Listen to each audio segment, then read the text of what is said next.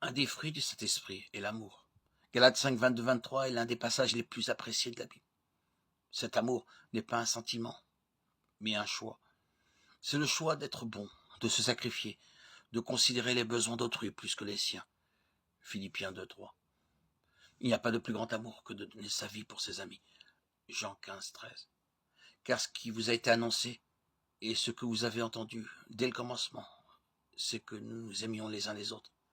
1 Jean 3, 11. Aimez vos ennemis, faites-leur du bien, et prêtez-leur sans rien attendre en retour. Luc 6, 35. Car l'amour de Dieu consiste à garder ses commandements, et ses commandements ne sont pas pénibles.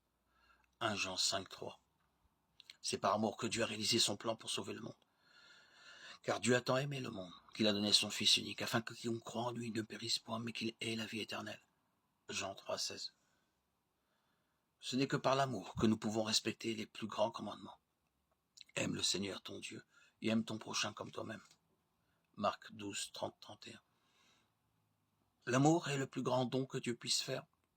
1 Corinthiens 13 dit que le fruit de l'esprit a également été mal interprété comme des caractéristiques que les croyants devraient, d'une manière ou d'une autre, fabriquer dans leur vie.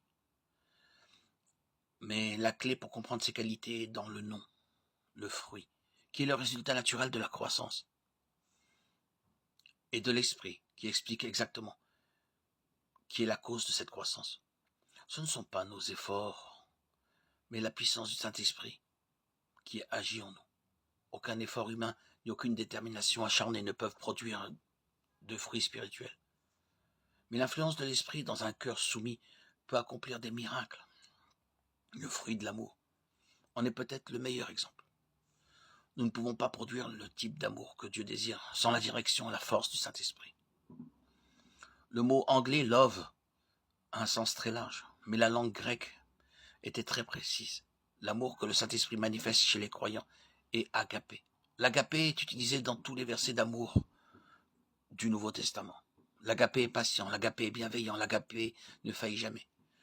Dieu désire montrer son amour parfait et désintéressé à un monde qui est régulièrement confus quant à ce qu'est le véritable amour. Les enfants de Dieu sont les vecteurs de son amour, car ils sont habilités par le Saint-Esprit. L'amour est la clé pour rencontrer Dieu. L'amour de Dieu consiste à garder ses commandements, et ses commandements ne sont pas pénibles. Car l'amour de Dieu consiste à le suivre. Suivre ses enseignements,